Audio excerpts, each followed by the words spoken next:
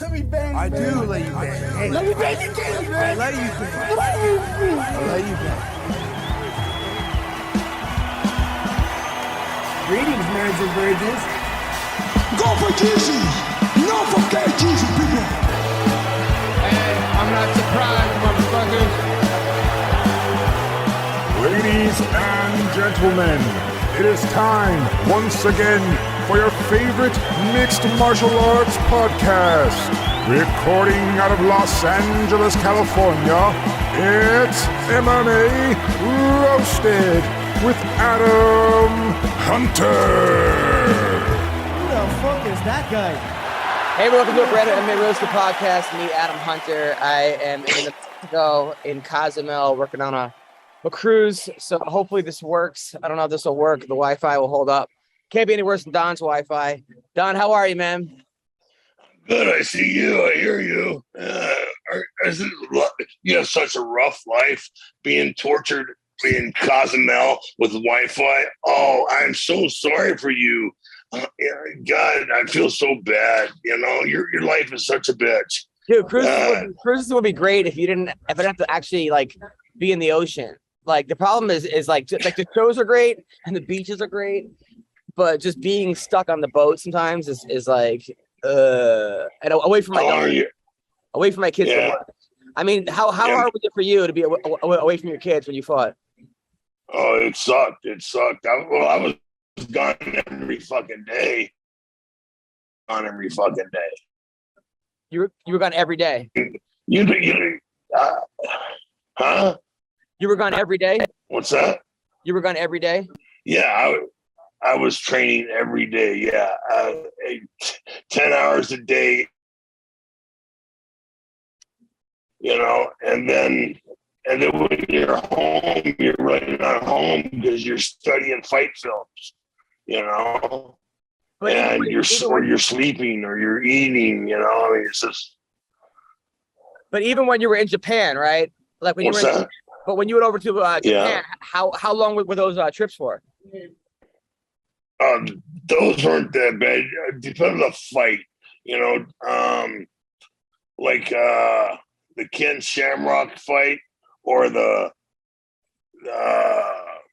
Takayama fight, you know, because I was getting ready for Coleman, you know. So I went over to Hawaii and trained there, you know, so I get halfway there because those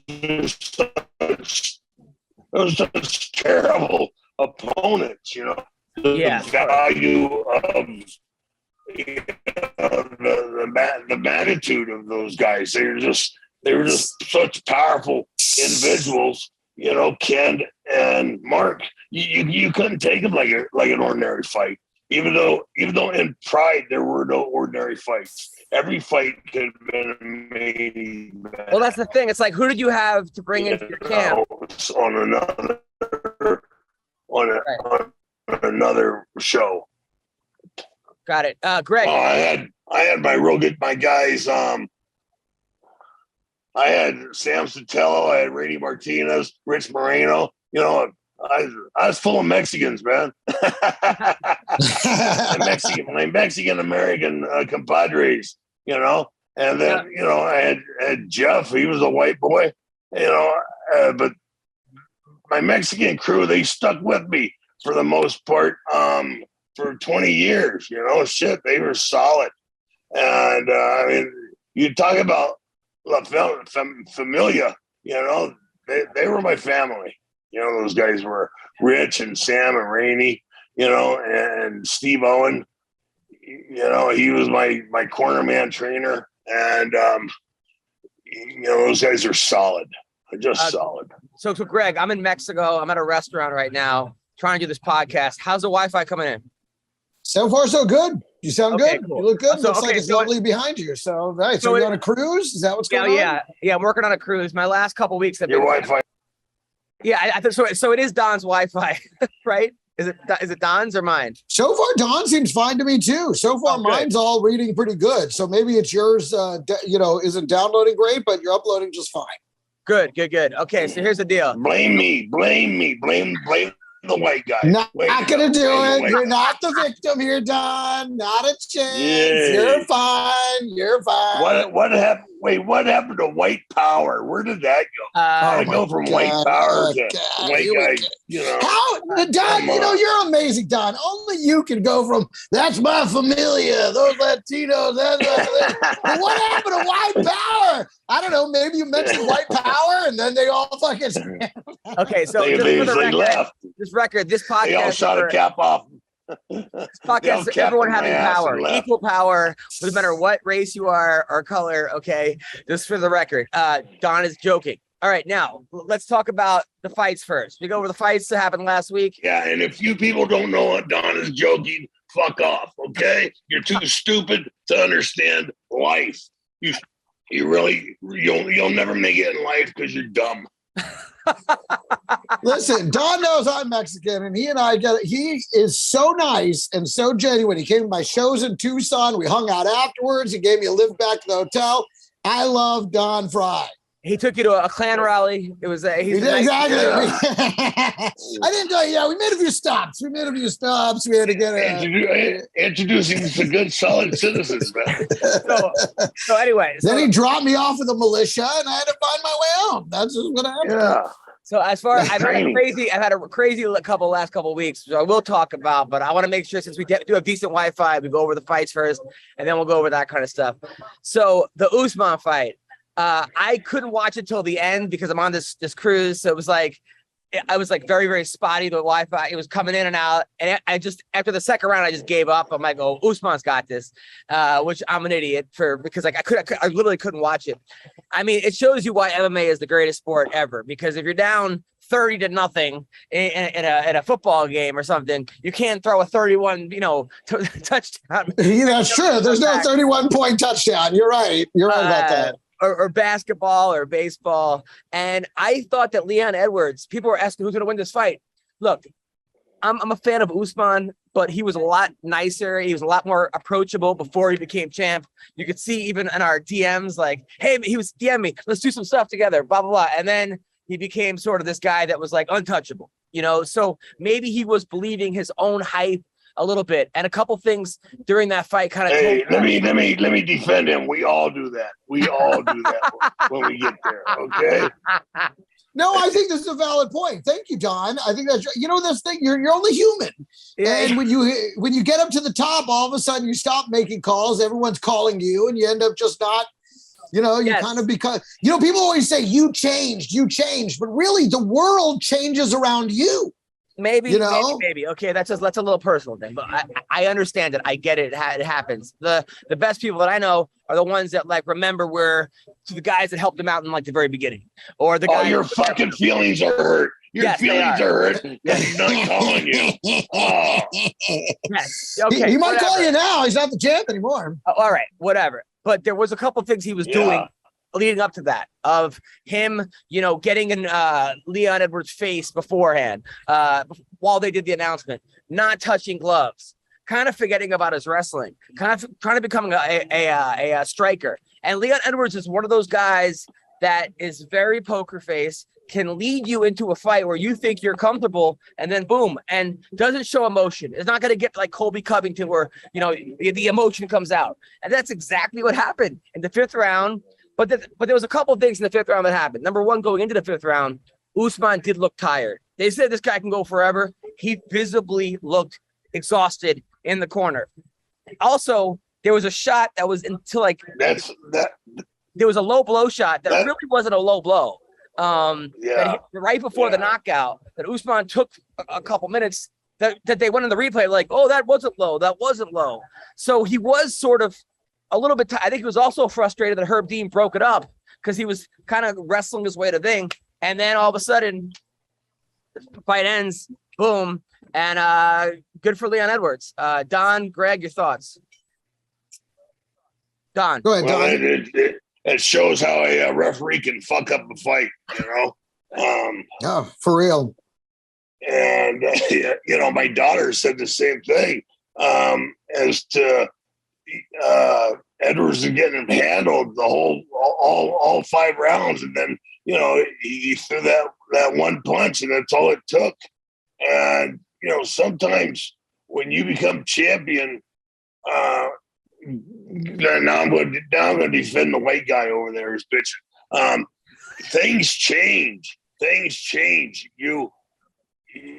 You see the world is different. People treat you different.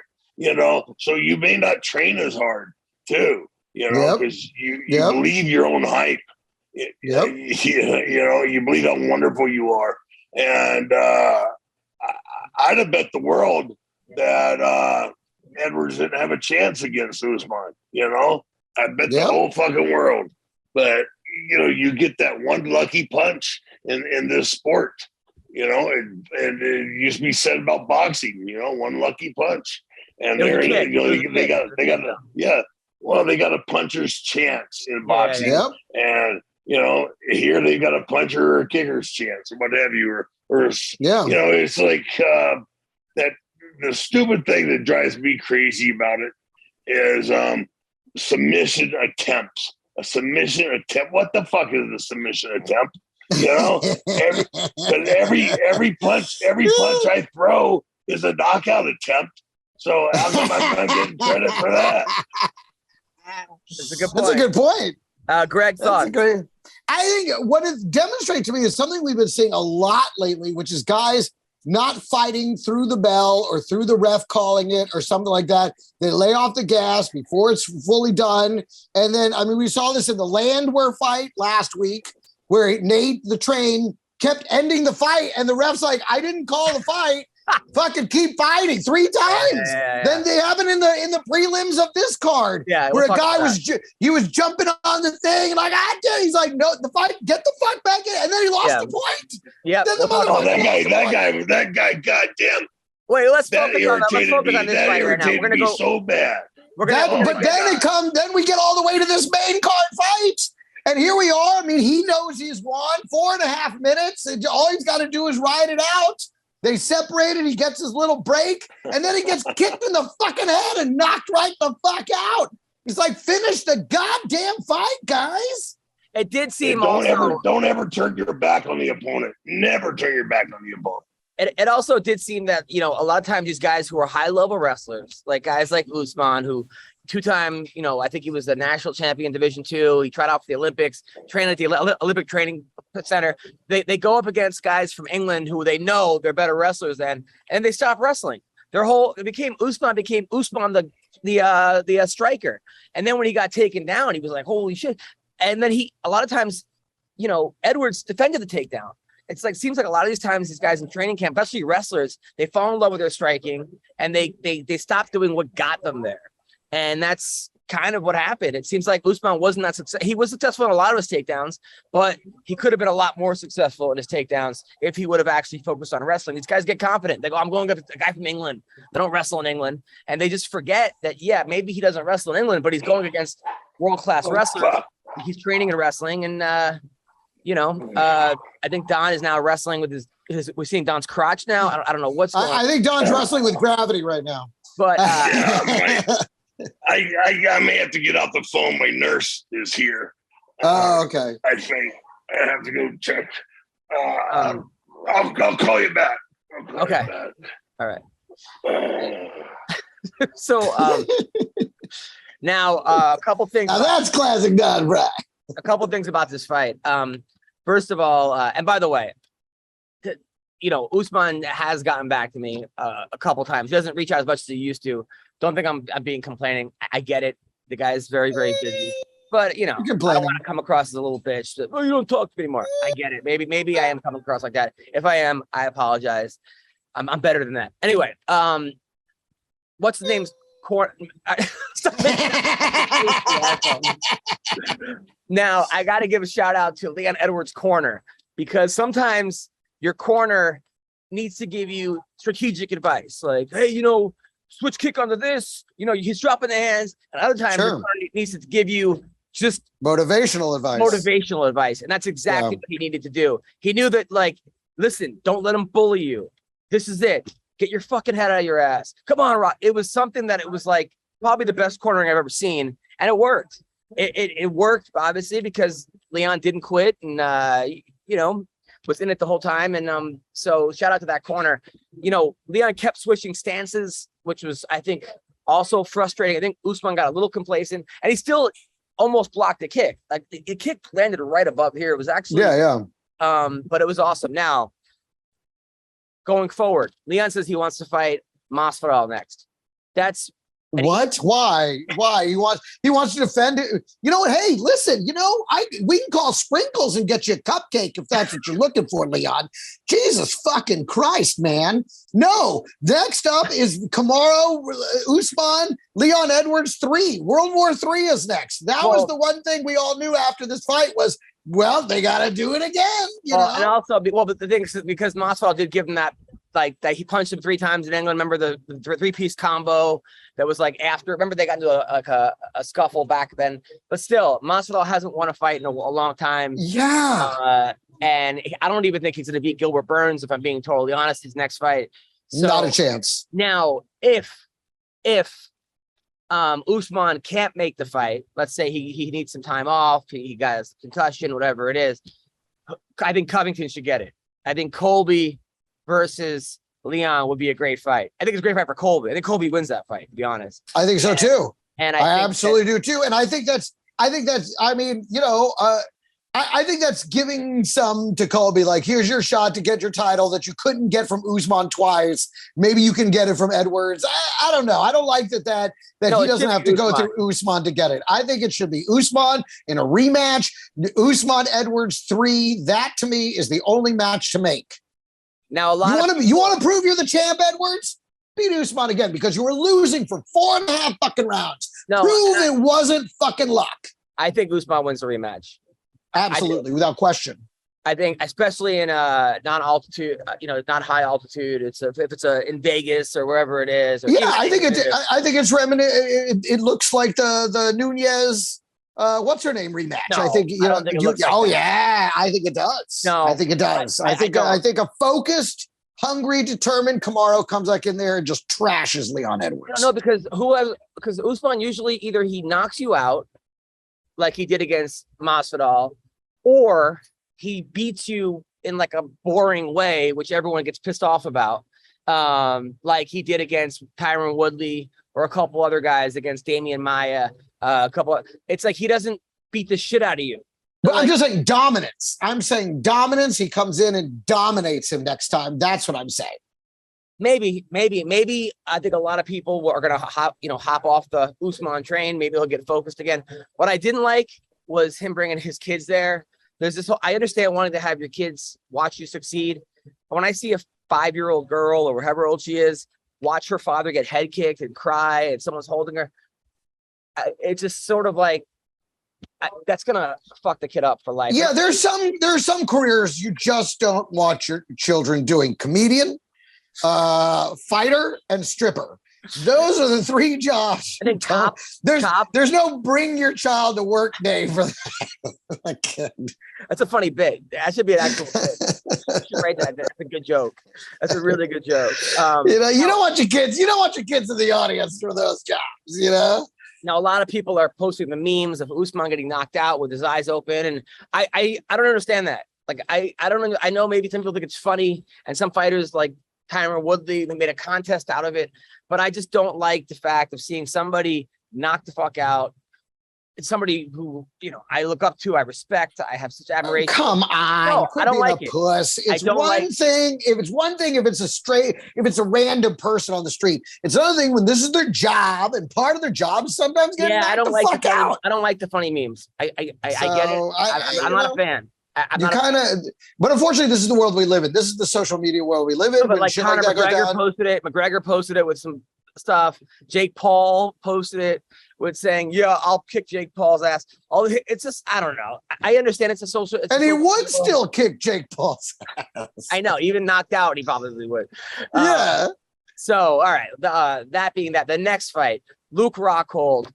That's a fight I could watch on the ship. It was coming in, and I was cheering, screaming so loud. People were looking at me and walking away from me because they didn't know what I was watching. But that was like a Rocky fight when Rocky was like too old and was fighting a guy younger, bigger, stronger.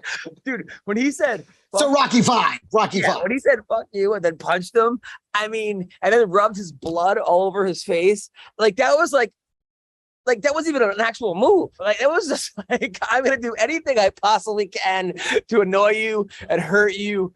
And Luke Rockhold, man, I love Luke Rockhold. I liked him going into the fight when he was going off on the reporters, telling the guy from I guess somebody pissed off Marlon Vera by putting a Mexican Lucha Libre hat on him when he's not Mexican, and it was the same reporter that Nate Diaz slapped. There's this whole, and he said there's a whole genre now of a whole culture of just being disrespectful, not even being funny. I mean, look, don't get me wrong. I love. Well, they're trying to get a rise out of you because if they get a rise out of you, they get the clip, they get some deflected spotlight. Right. I mean, that's all this shit is how can I get people to pay attention to me by pissing off you? Don't get me wrong. I'm a big fan of Ali G, and I loved when he did it. But he did it in a hilarious way. It was, and it was a character. He was doing a character, but it was also like he scripted it, and it was brilliant. It wasn't just like, "Hey, you suck dick," and then putting a microphone to your face, So Luke went off on that, and I tell you, man, Luke, even though he lost and he was out of shape and he was tired, some of those kicks looked amazing. And what a fucking badass. When he just said "fuck you," or when he walked away and then there was like old man Luke Rockhold it was like a Clint Eastwood movie, or it was Rocky. It was amazing. What are your thoughts on that fight, Greg? I think the best part of the fight was that he retired. Oh, come on. No, I mean that because it was a good fight for him. It was a showy fight for him. You know what I mean? Like it showed his toughness. He was a badass. He didn't walk out of there like maybe. I mean, and he chose to retire. And I'm like, good. This is a good time to retire for you. I think more fighters need to know when to hit the exit, and I thought that was the right move. He's an older fighter. He didn't win. That's the other thing. When they win these fights, all of a sudden they're like, "I'm coming back up." No, you're not. No, you're not. I thought it was a good time for him to retire, and I thought it was a smart move for him. And honestly, I thought that was what I thought was the best part of the fight was the fact that he took the time. He was like, I think this is a good time to make my exit, and I agreed with it. I hope he saved his money, though. I know he made a lot of money modeling. Doesn't seem like the kind of guy that just spends it on shit, because I don't want to see him getting knocked out by Jake Paul in a boxing fight. Because Jake Paul even said that was a horrible fight. These guys are looking like a street fight. Why do you give credence to anything? And Ariel Helwani got into it with Jake Paul. Ariel got into it with. They started fighting back. I don't know why, but I hope he doesn't. So stupid. I don't want to see him. I don't want to see him do bare knuckle boxing. The whole legitimate fight world should ignore Jake Paul. The more you talk about him, talk to him, Ariel Helwani addressing him, getting into a beef with him, only legitimizes him. Get him just don't even talk to him. Be like, shut up, get away from here. It's hard to not legitimize a guy that's the highest paid boxer of the year, the third highest paid boxer of the year. I mean, he legitimately has eyes on him. It's not like he's just But listen, in every field, there are people that are terrible that wind up being one of the highest paid. I mean, that's just the way it goes. Okay. We got a lot of comics that ain't that good that managed to end up making a lot of money. So, okay. So, but I just think it's dumb when you have but I think it's dumb if you have Ariel Helwani, who's one of the most legitimate voices in fighting, commentary, getting into it with Jake Paul, who is the most illegitimate fighter, who wouldn't fight a guy because he was 5 pounds heavier than him, but has exclusively fought guys that were 40 pounds lighter than him. Fuck that guy for fucking ever. You're right. You got a good point, Greg. You got a very good point. Now the Aldo fight, the Merab Aldo fight. I think I've hung out with Merab. He's nice, like super. Talk about a guy that came from nothing. We had him on the podcast. He moved to Brooklyn, didn't know anybody, was like, I don't know. I think he was doing like working in some kind of warehouse or something. And then he like walked down the block to find a gym. He had just broken up. That he fell down on himself. He was like, I'm going to get a revenge, buddy. Guy came from nothing. And here he is, beating Jose Aldo. I know that people didn't like the kind of fight it was, but he fought him like he should have fought him. He wrestled him. He took him down. He held him. He grinded him. And he beat a living legend and arguably the greatest 145-pounder ever. And he beat him, 30-27, maybe 29-28. So good for Merab, and good for not letting the crowd, decide how you're going to fight, because you've seen that too many times. So, I got nothing. Yeah. It was an exciting fight, right, guys? Great. Now you're cut. So yeah, exactly. Great. Yeah, you fought an exciting fight and you lost. So yeah, because you played to the crowd instead of winning your fight. Yeah, but to me, the big disappointment was that Jose Aldo didn't retire at the end of this fucking fight. This should have been a double retirement night, man. That's what this should have been. I mean, come on, Josie. Come on. This is it. Come on, dude. But it's hard to put it. Jose Aldo will look good against a striker, against almost any striker, against these Khabib clones, these guys from Dagestan or Georgia, or I think he's from Georgia, from that, Eastern Europe, Western Russian area. You cannot look good against these guys. It's very, very hard, especially if you're a striker and that guy's a wrestler, because it's a different kind of wrestling. It's not college wrestling. It's bear wrestling. It's bear wrestling. I mean, when I talked to it's different. It's different. Talked to Al Iaquinta. He said when he fought Khabib, and Al Iaquinta was a high level, I think, New York State champion wrestler. He wrestled in college at, I believe it was Nassau Community College in Hofstra, I believe. I don't know. He wrestled high level in college, and he said it was a different kind of strength that he felt when he fought Khabib. You feel like you're fighting a heavyweight. And let me tell you something, you can see it too. You can see it in their back when they get them down and they put the bear hug on them. You can see this whole difference. It's like they have a 6-pack back.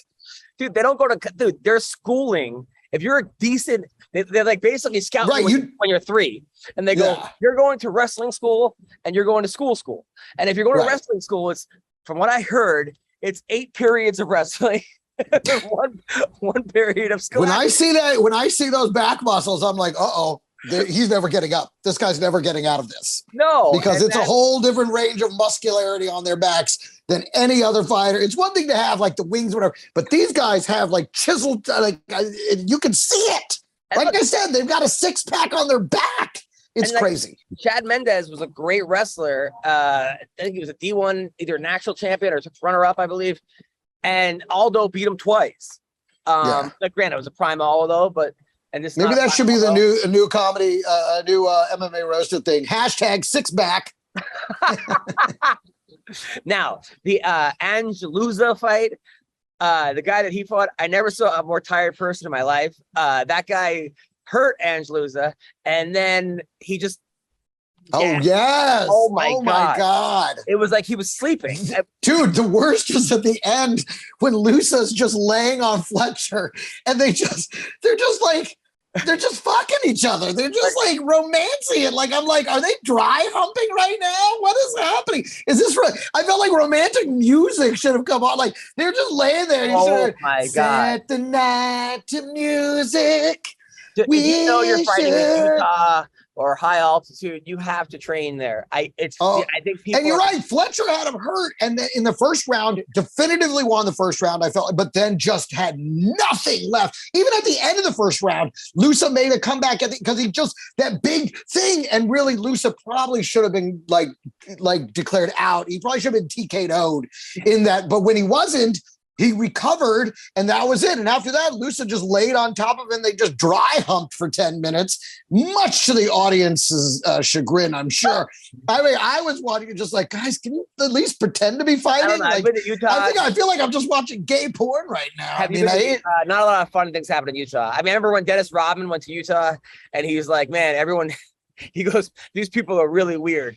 When he played the Utah Jazz, when Rodman is saying that the team is weird, that people are weird, that's when they're weird. Dude, it is weird because it's all everyone's Mormon in the Salt Lake. They run the whole fucking state basically. And when you're there, it really feels like someone's watching.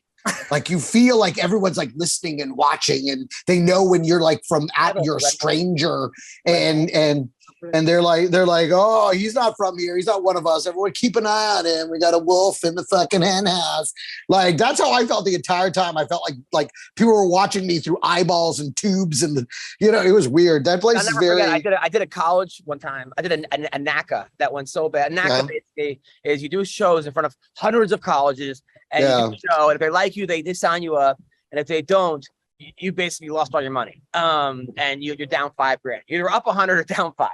So this one, it was in Utah, the NACA. I had somebody booked me before they saw me saw my act and unbooked me. Like I would have been better off. I was better off not going on. Like if I would have gone on, I would have played the college. Right, you would have had a book. Yeah, you lost bookings because of it.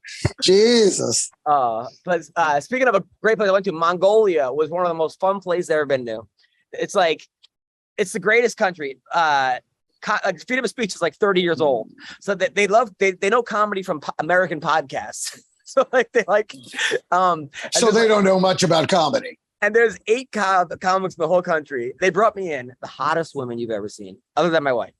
These people are like, it's like 6'1" Asian girls. But I guess they said back in the day, Genghis Khan came in and killed all the ugly people or something and kept the good looking. I don't know what exactly happened. That's what they told me. But it's amazing. This guy, the Mongolian murderer, their national sport is wrestling. I mean, literally wrestling. And half the country lives in yurts. And they like live in these yurts and they watch Mongolia's Got Talent. That's like their TV. But this dude is a monster. He fought Jay Perrin. It was a good fight, good solid fight. But you could tell the Mongolian murderer was a fighter. you watch that fight? Who, Aqualung? Are we talking about Aqualung? Yeah. Thank you. Okay, but didn't he lose his last fight? I don't know, but he's looking. Wasn't he coming into this on a loss? I think he was. Because he was, you know, he was good, but I'm pretty sure he was coming off a loss on this one. But he looked good in this fight. I mean, you know, but yeah, Jay Perrin definitely seemed a bit outclassed in that one. But the heavyweight fight, I didn't see the heavyweight. It was a good fight. Also in MMA news, Bubba Jenkins won in the PFL. Yeah, he did. Yeah, buddy. I was going nuts for that one. Boy, and you know what sucks? Okay, so they're doing the prop bets beforehand. They're showing you all the prop bets. And him by submission was plus 900. Wow. Okay. And I looked at my wife and I said, get me my phone. I think he's going to submit this guy. I swear to God. And they didn't have, because I use a different site than DraftKings, because DraftKings doesn't work in California. So I use one of those offshore sites. And so and they didn't have PFL on their app. And so I wasn't able to bet it. And then he submitted him. I was like, I fucking knew it. God damn it.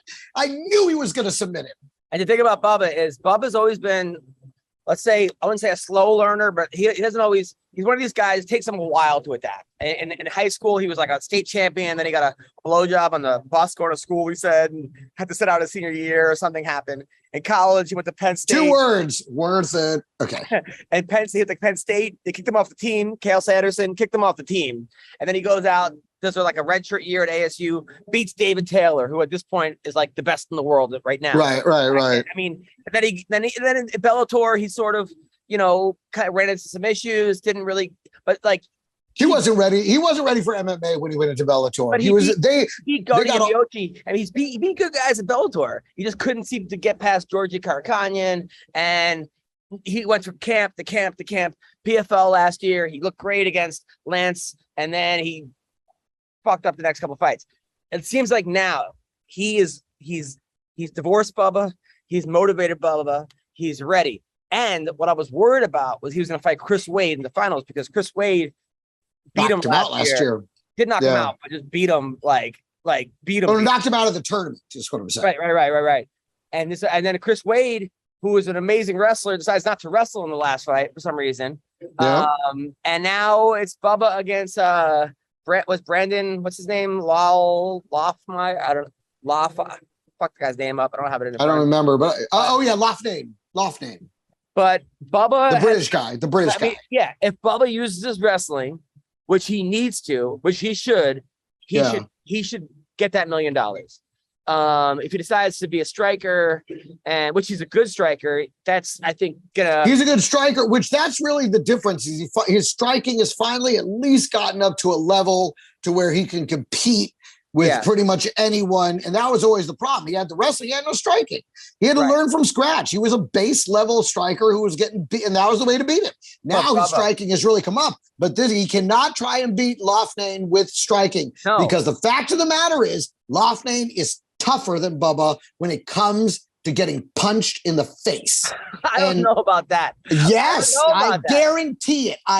His nose is by his ear. Doesn't matter. This guy is a tougher striker than Bubba, but if Bubba can get in close and make it scrappy, tie him, get him on the ground, wrestle him. That's the thing. That's what I'm saying. He's not going to win a striking fight. Bubba needs to get him on the ground, out wrestle him, and strike him and submit him, probably just like he did this last guy. Forget about the fans. They're going to boo. Because if Bubba wins the fight, like get the $1 million, hold him down, and have everyone in MSG boo the fuck out of you. It does get the $1 million, Bubba. I mean, no one will spend it in a week anyway. On like who knows what he's going to spend it on condoms and Plan B. Yeah, that's what he. Well, why would he need condoms if he could use Plan B? Because you start with the condoms, then you're like, fuck this guy. But Bubba, have him boo you out of MSG. Get the fucking $1 million. We'll celebrate. Okay. Now, Kayla Harrison is on her way to getting her $3 million. Like, it's becoming unfair. They should almost let two girls fight her at once. Or, I mean, she's fighting a tough girl. This next girl's pretty tough, but Kayla is just a monster. I mean, she's a 2-time Olympic gold judo champion. She's been through the ringer. She's got 2 kids now, adopted her sister's kids.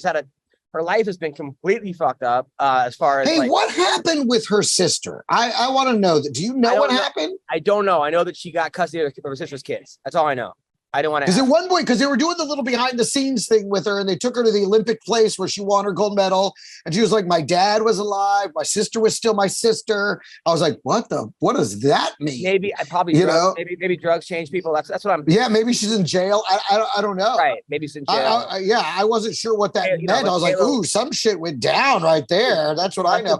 Her coach molested her, who's in jail now. She had a fucking crazy life, and all through that, the girl has persevered. And good for her. Get the $3 million. I don't know how this company's not bankrupt. They don't advertise. They pay everyone. They hire the best people. They got all these celebrities endorsing them. They're giving all this money away. They're giving out millions of dollars to people who not one of them, if they walk into a room, anyone would recognize. But the question is, are they paying them anything for the fights leading up to that $1 million? Yes, they are. But they're also, I heard they gave. I heard they gave Pettis a $1 million signing bonus. I can't confirm. Right. Yeah. I heard they gave Verdum a signing bonus for $1 million. Yeah. Like anyone that they gave money to is lost and is out of the tournament. And anyone that they signed that like has been a complete bust for them. So I mean, Jeremy, I don't know what they gave Jeremy Stevens. Look, but PFL, like, I love what they're doing. I don't know. Their marketing strategy is insane.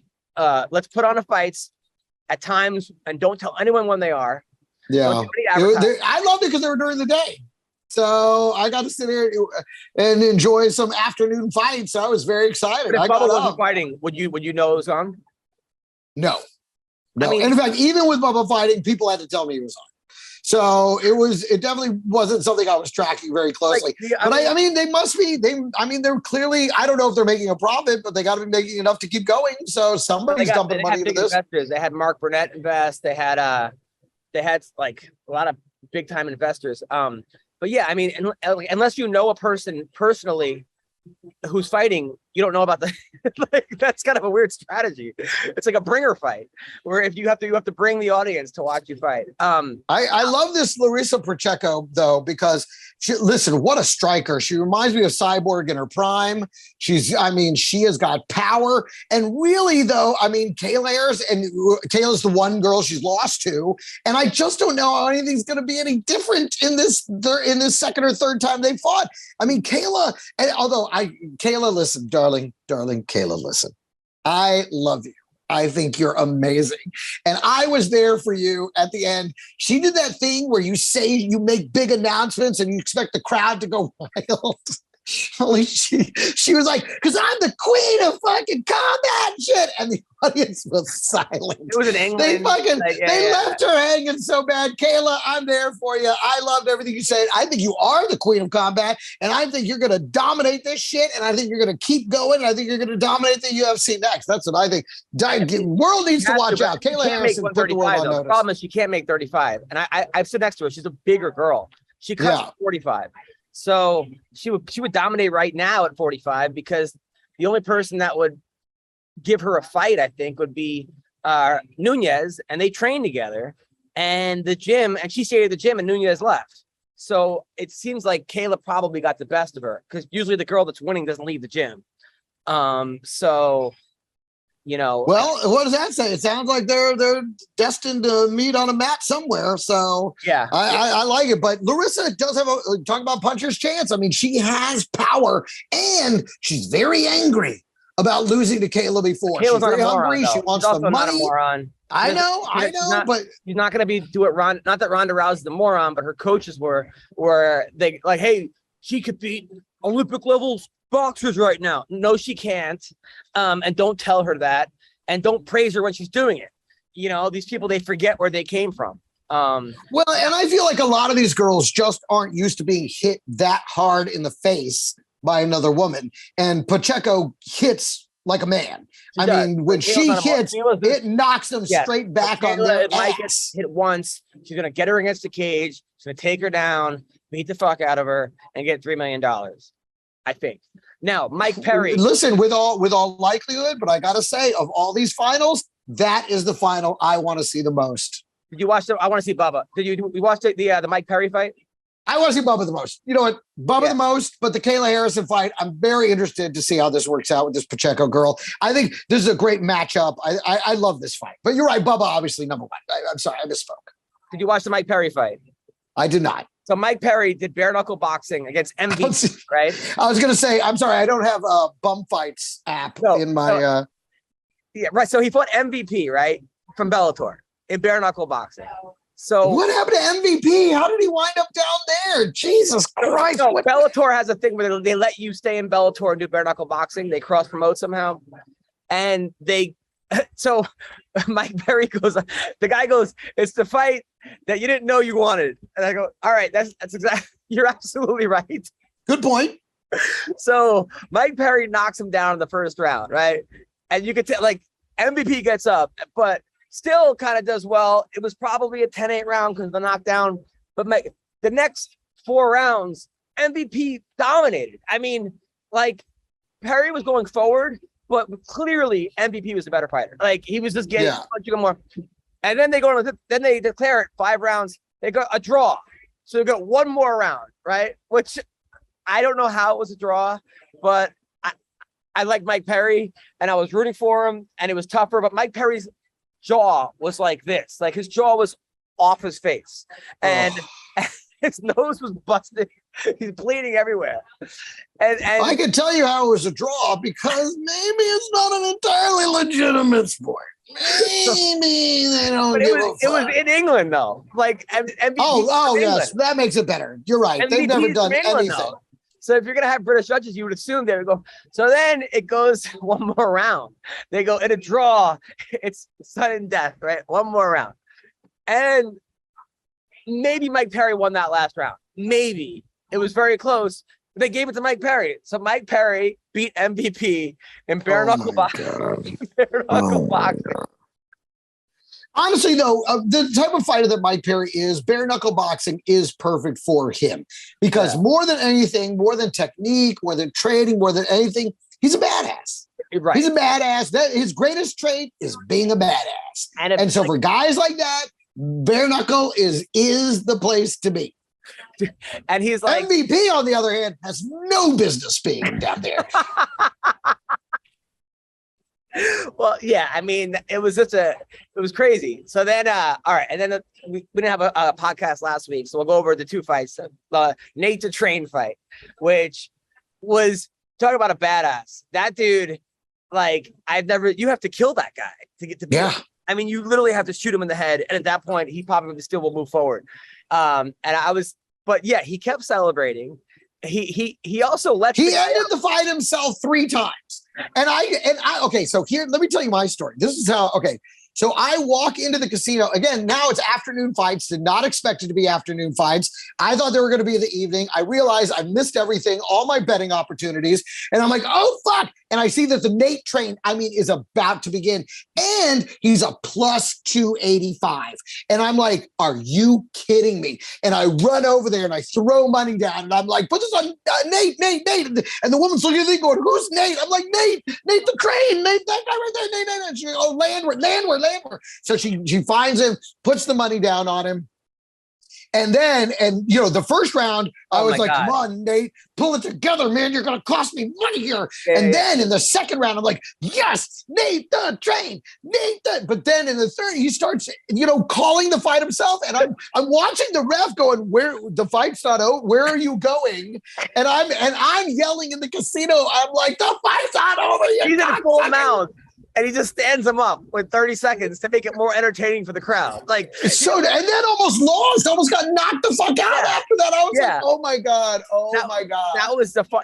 Dude, I was laughing. I was laughing and I was laughing at the Rockhold fight because it was like watching a movie, Nate the Train. Then at the end of the fight, when he wins, okay, he always speaks in the third person of like Nate the Train, but he has a whole like pro wrestling. Yeah. And he goes, "Where's my wife at? Where's my wife?" And they just cut away.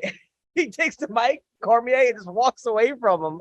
And he's like, "Where's my wife?" Like he thought it was gonna be like, "Yo, Adrian," Yeah. Dude, his wife was probably like embarrassed, like hiding. Like this is like I've never seen a 3 knockout fight go to a decision before. Dude, that was a great fight on both ends. It was, but it was just so dumb. Just finish the fight. Wait till the ref calls you off. Don't be like, boom, did it. And then we saw it again this weekend. Oh, yeah. Which fight in the early prelims. Right. Where's this guy? Was it Amir Albizi? Was it Albazi? It was Saldana. Was that the one? Saldana, okay, yeah. He fought the guy that used to be a heavyweight. Right, that's right. The Saldana Woodson thing. Woodson, Jesus, dude, that fucking guy looked great. But yeah, it was like boxing. People don't know it's not boxing. When you get a knockdown, you don't cheer. There's no 10-second rule. I think he was barring too much boxing. And then he kept like he jumped on the cage. Arms up. Well, after he kneed him in the head. After he knees him in the head, first he celebrates. He's like, fight's over, I won. And he's like, no, it's not fucking over. Get in there and fight. And then so Woodson's getting up. He knees him in the fucking face, knocks him out basically, then jumps on the cage like, I did it. And he's like, you just lost a point, dummy. Get off the cage. He's recovered. And then he goes from winning to losing a point. I was like, this fucking idiot. And then of course he wins on a split decision because of that crap.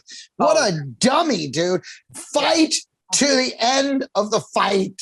Yo, that was hilarious. Declaring yourself the winner. Oh my God. So entertaining though. I mean, that fight should have been in Florida. That's how fucking bizarre it was. That was crazy. The Dominic Cruz fight. I thought Cruz looked pretty good. I thought he was, what I saw. He looked fine. He looked good. It was a 3-round fight. He might have won. Well, maybe won 1 and 3, but he just got caught. I mean, it's just one of those things where speed is the first to go, power is to last, and maybe he lost a step. And the things that he used to be able to get away with, he can't get with anymore. And I mean, I felt like, okay, it was a typical Dominic Cruz fight now, which is at the beginning, he's cagey and everything else. But then around round 2.5, the guy starts to catch up with him and he begins to lose some steam. And by round 3, the whole thing flips. If Cruz doesn't win in the first round and a half, he's not going to win because he an old man. And he out there and he just doesn't have it, man. He's another guy that should have fucking retired after that fight. It's hard to see like my favorite guys because look, my favorite guys in the sport are Don Frye, like the OGs, the guys like there's nothing.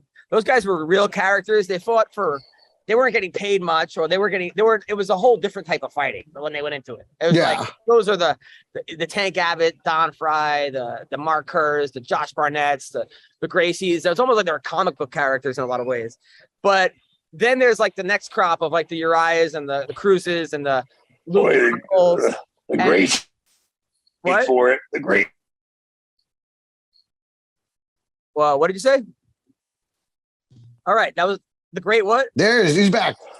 I said the Gracies got paid for it more than anybody. Yeah, the Gracies, right? But the next crop, and they're now old, is like that next level of like the favor. And that's what's kind of sad, because not that I can't relate to the newer crop, but they're still like, maybe the sport's getting too big. It's just too many people and too this and too that. It's like, it's hard to like really, it just seemed like there was less fights back in the day. So the guys were bigger, and now it's like, but yeah, to watch the guys like Rockhold and Dominic Cruz get old is like, what did you think of the Rockhold fight, Don? I didn't see the Rockhold fight. Sorry. I watched the freebies on ESPN, and then I didn't do the pay-per-view. Yeah, it did interest me. Didn't interest me, you know, because I knew Usman was going to kill. Leon Edwards. Leon. Yeah. Leon Edwards, yeah. Which he did for 4.5 rounds. Yeah. Right. Yeah. Well, the first round, Leon won. Yeah, that's true. You know, the thing about it is, you're right. The first round, definitely. But the thing about it was, you know, what I watched online and stuff after the free ones too, because the fact of the matter is this card, I felt like they were having a trouble selling it, because I've never gotten so many fucking promo offers for pay-per-view ever in my life than I did. There's like, you sure you don't want to get it? What if we gave it 20% off? And it's like, because the card, you look at the card and it's like, yeah, only the top fight is a draw, is something you want to pay to see. The rest of the card, I felt like all these fights that should have made up that main card, they've been turning into the main events on their fight nights. So you wound up with a card that I really had zero interest in paying to see. The problem is that Usman isn't a huge draw. Like, even as great as he is, people like don't get that excited to watch him. Not unless he's fighting Covington, yeah. Yeah, it's sort of like he needs that other guy, that like the B side, and then Leon Edwards is from England. People don't really know him that well. He hadn't fought. Not at all, exactly. Yada yada yada. But now, Don, whose fault? Wait, but whose fault? Whose fault is that? That's the UFC. That's the UFC's fault. Yeah, because they don't want their fucking fighters to get bigger than the promotion. You know, they don't want to sell the fighters, and so it's completely their fault. They need to step back, and they need to invest in their fighters. They need to promote these guys. Okay. I think they just have too many events. I mean, these fight nights, all those headlining matches in the fight nights are the fights that would have made great main card fights. You know, if you look at but they're turning them into fight night headliner matches instead of saving them to make an incredible card. It used to be, you know, some of these cards were just incredibly good fights you wanted to see straight online. This one, I really didn't. They were dragging out old names, Jose Aldo, Luke Rockhold, like anything to put some name value on this fucking card. And I'm like, this is your fault. You've watered down your product with too many events. Thank you, William Morris Endeavor. And speaking of WME, It's got to piss you off to see them pushing this nosebleed show like it's the only show they've ever created, because you know those guys must be rep by WME, because they put none of this promo into your UFC comedy show, but then they're just going back and watching old clips and doing a standard commentary show, and they got fucking billboards all over LA for this shit. I mean, that really upsets me, man. That really does. They're pushing. You go on their website, it's like, hey, have you seen nosebleeds? It's gone these guys. I don't know. It bothers me. I'm like, these guys must be rep by WME, because there's no reason for them to push that show that hard. And it's a YouTube show. It goes deeper than that. No, I'll talk about that off the air. Wait a second. What about this fucking Gronkowski bullshit? You know, what about this fucking bullshit? They got a fucking football player and his family. You know, they're putting this guy over instead of the fucking fighters. They could have had 7 or 8 fighters that nobody knows about. They could have been promoting these guys. Instead, they got a fucking football player family.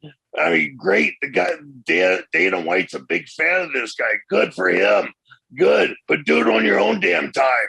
You know, William Morris Endeavor has taken a shit on the promotion level of their fighters, their clients, or what have you. They are doing nothing for to want me to sign with William Morris if I was an actor, And It's typical of what happens. You build up an incredible product, then Hollywood comes calling, and they ruin it. That's pretty much. Yeah. That's just the way it goes. I would pay a subscription to watch Don Frye watching the fights. That would, if Don Frye was watching the fights with a couple beers in them, it would be must watch. We got to start doing that. We got to start creating that. It would be must watch television. Yeah, we'll create it. We'll do a live feed on like Instagram Live, and we'll put up a Venmo and be like, you know what? We actually, Stuart Wilson and I. Stuart Wilson is a stunt guy out of Hollywood. He's a buddy of mine. We've been buddies for a decade, I guess. I don't know. And we went and met with the UFC, their fight channel, about doing something. And we brought that up. We gave them 7 fucking ideas. We came in there with 7 ideas for these guys.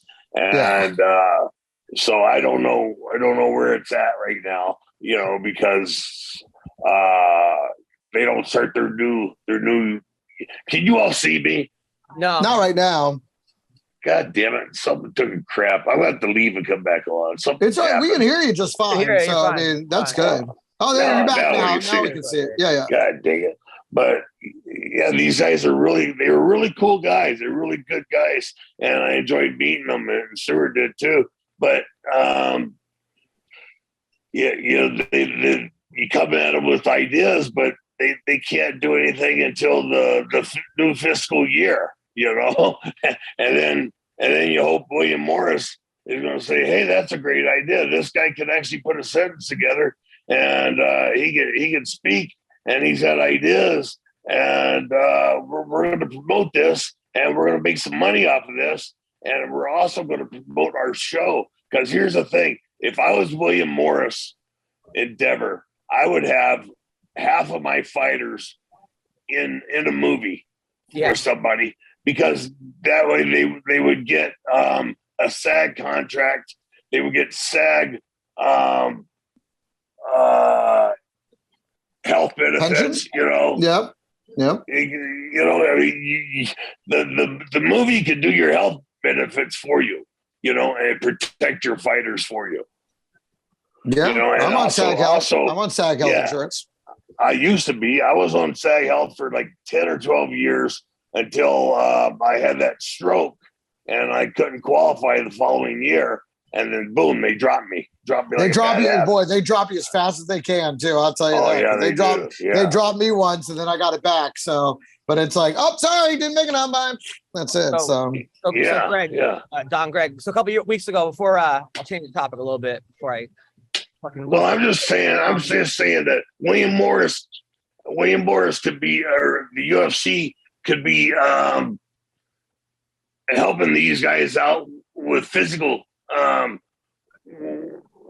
the physical benefits, through SAG. I completely agree. They could do all kinds of stuff with and that's what I'm trying to do with MMA, with UFC Comedy Jam. Is basically give fighters a chance to show a different side of them, be funny. You know how many people told me, dude, I never liked this guy until I watched him. Frank Yeager was hilarious, and Cejudo was amazing, and this and that one, as opposed to other stuff. Anyway, so before I left for the cruise, I took my daughter to the Sparks game. So I get the free Sparks tickets, right? Which at this point is the worst team in the league, especially since they're playing divorce the team, that you're allowed to divorce the team. Oh, right, yeah. So they have an MC there, and the MC goes, everyone stand up. And they're like, nobody sits till they score their first basket. And I look at my buddy, I'm like, we're not sitting the whole we're not be here for 2 weeks. I wish I wore comfortable shoes, because we were going to be standing for a while. So that was on Thursday. Then Friday, I took my daughter and wife to go see Smokey Robinson at the OC State Fair, who is 82 years old, puts on an incredible show. It's just hit after hit. And, the guy wrote My Girl. His body's 82. His face is 55. But this dude wrote My Girl. He wrote, they don't make him like Smokey Robinson anymore. It was the most, and my daughter. The guy can still sing. Yeah. He's 82, but he can still sing. And dance and the whole thing, right?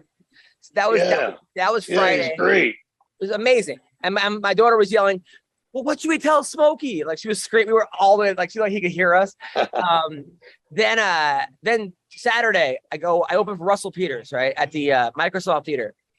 6,000 people, like fucking packed. And I wasn't even nervous, Greg, because I'm like, look, even if half the crowd laughs, that's still 3,000 people. Mhm. You know, I'm more nervous if like there's 20 people, like, and 10 people laugh. It sounds like 10 people. But man, it was Laughlin Patterson opened up because I thought I was gonna have to go on cold, and I was like, but I went on, and I just, dude, it was amazing. It was like higher than any drug. It was just like, and then Russell went on after me and fucking killed. Did an hour and a half of new shit that I'd ever heard. And He saved the show. yeah, he saved the show. I took my wife and kid. That was like probably one of the best experiences I've ever had as a comic, man. Like I never thought I'd play the Microsoft Theater. So that was awesome. And then Sunday I took my kid to Disneyland, which Disneyland is just, you just basically wait an hour and a half on every line with other miserable parents. There's entertainment. There's entertainment because they have the fights. They have fights in between the rides. Come on. That and then every character there's more fights. There's more fights, exciting fights going on there than are on the UFC shows. You know? And then every character now is making sure to say hi to every kid. Because now they were like saying like, No, like, No, like, they got in trouble for ignoring the black kids. So then I had a show for rabbis, right? I got Scott Baio got me. He's friends with a bunch of rabbis, and it was. Is he Jewish? No. I But didn't think so. He's an Italian, right? very conservative rabbis, right? So they hired me to the rabbis were roasting each other, and I did comedy before that, right? Which, by the way, a rabbi roast goes on way too long because they don't just roast you. It's like a whole like service with a roast in between. It was like a typical, there was some women there, and I called them the Real Housewives of Jerusalem, and it was just one of those. But that actually went pretty well. I had to be super clean. And then the cruises have been good. Although one lady, so I did, 4,000 people came to the shows over the hands. 2 people complained. Of course, I heard about it because I do a joke about how I was at a porta potty with my kid and it was just pee everywhere. So I'm like holding her up, my daughter, thinking that she'll like pee in the thing. Of course, she pees all over me. And R. Kelly was playing. So a woman got told that she goes, I got offended by his R. Kelly kid joke about his, and I'm like, well, get mad at R. Kelly. What the fuck you want from me? But of course, 200 people laugh and 2 get mad, and then that's what I fucking focus on. And then as far as, and then I did a show for, it's like, for some reason on this cruise, it's the Black Line Dancing Club. So it's all, it's like 600 black people that are all line dancing, like from different towns and they like wherever you go, just line dancing. Wait, did you see the black line dancing or black blind dancing? No, line dancing. Line dancing. But don't worry, next week he's going to the white breakdancing convention. So it's all going to even out. Black blind line dancing, yes. So like you think you're online for like something like food, and all of a sudden everyone starts breaking out and doing these fucking line dancing. So I went to the club. I just stepped in. Line dancing's fun. I'm not gonna lie. Listen, line dancing's a good time. Dude, I went to the club. Now 2 to the left. Now kick to the right. Now work it on down. Now break it on up. Like, I love it. It's fun. Listen. It's like I go to the nightclub. It's like 300 black people. It's like stealing hubcaps. And then Oh boy. And then in like the middle of it, there's the guy in charge of the line dancing. So he's going like this way.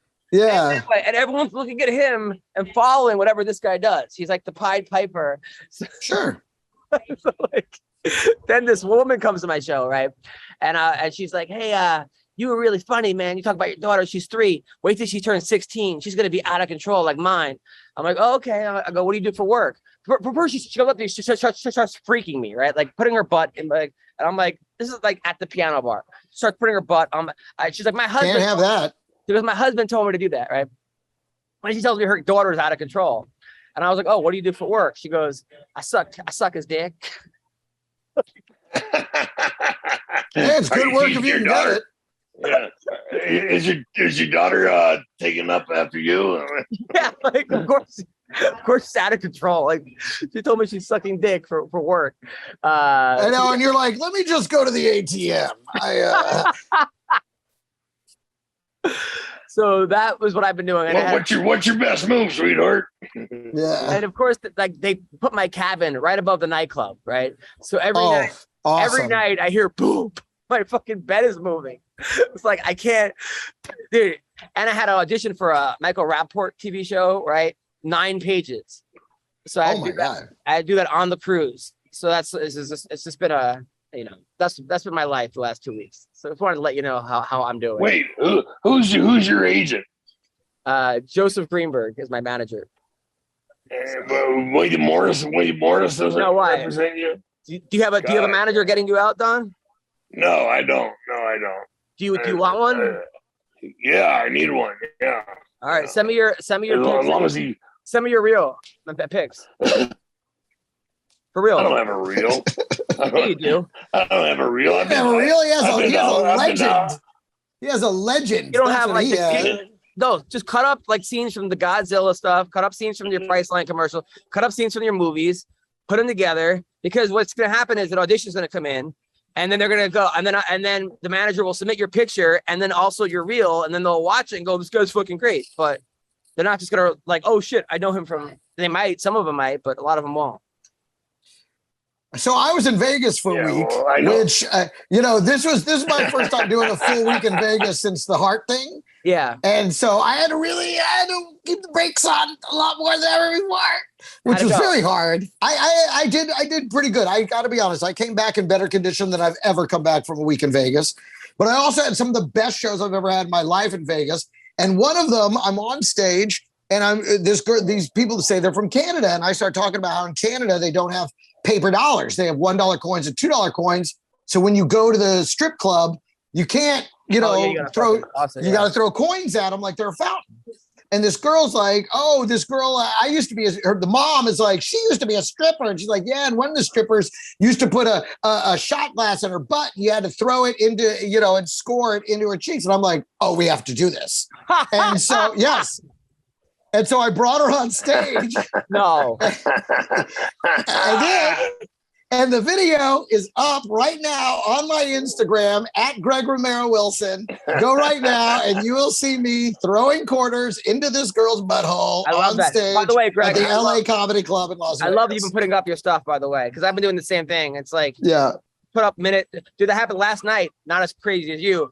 But there was a mother there and a daughter and this and that. And the woman was like, girl's 25 birthday. I was calling them the Real Housewives of Paxil because they wouldn't stop fucking talking, And then she's like, the mom was like 50 something. She goes, you want this sweet ass? I go, yeah, okay. And then she gets up and starts twerking.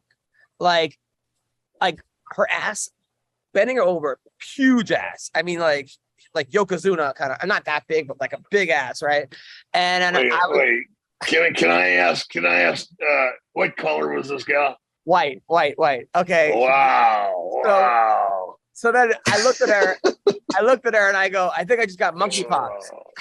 Yeah. Nice. She got beat up with a bag of quarters. Yeah.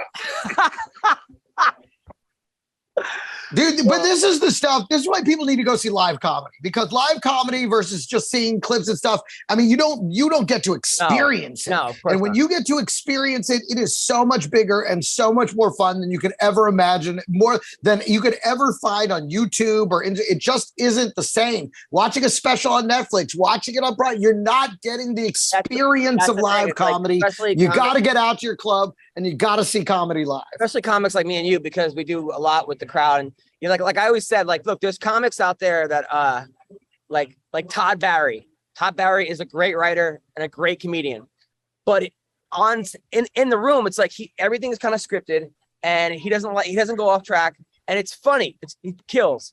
But on TV, it looks fucking amazing because the writing is so good. Yeah. Ian Bagg is a guy who every fucking show is in 5,000 different places. It's the most brilliant shit you've ever seen. It doesn't translate as much there on TV as Todd Barry. But I have a much better time at Ian Bagg show than a Todd Barry show. Absolutely. But watching it, you're like, okay, I don't. Yeah, stronger writers work better on television and video and streaming, and then stronger performers. You know, you can really feel them in the room, and they're going to blow those guys out of the water. It's just a different experience, and people just need to go back to the comedy clubs and feel it, enjoy themselves, and enjoy what it's like to really laugh your fucking ass off, to hurt from laughing. We got to get that, bring that back. Yeah, but you can't. But you can't do that anymore without offending somebody. No, you can. Because you laughed at something that offended me, and I was upset, and I went home and I peed my bed, because I just couldn't contain the sorrow that was. Well, more and more comedy clubs now are having announcements saying, "Listen, you're going to be offended. If you're easily offended, this is not the show for you." Get the fuck out. Get the fuck out. Stay home. Stay home. So, Greg, what do you got coming up? This weekend, I will be in El Paso at the El Paso Comic Strip, Thursday through Sunday. So join me there. That's what's up. Don, what do you got?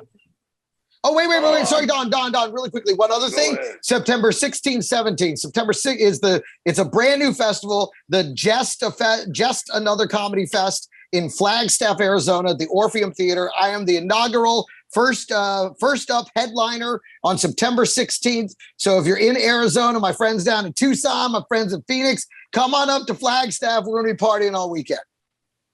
Uh-oh. That sounds like a challenge to me. It is, Don. It is. Wow. Looks like I'm going to Flagstaff. Hey. September 16th. Come on up. September 16th. Don, what do you got? I'm just stealing hubcaps at the comedy show in Flagstaff. While everybody's in there laughing at Greg Wilson. Him and I cut the profits. That's right. That's right. In fact, that's where I make most of my money. Yeah. I steal batteries and hubcaps, and then we cut it. Yeah. We split it real good. What are you doing? What do you have going on? I'm going to be in Dallas this Thursday, Friday, Saturday, and Sunday at the House of Comedy in Dallas, Texas. And then I'm in Las Vegas at the Tropicana Monday, Tuesday, and Wednesday at the Trop.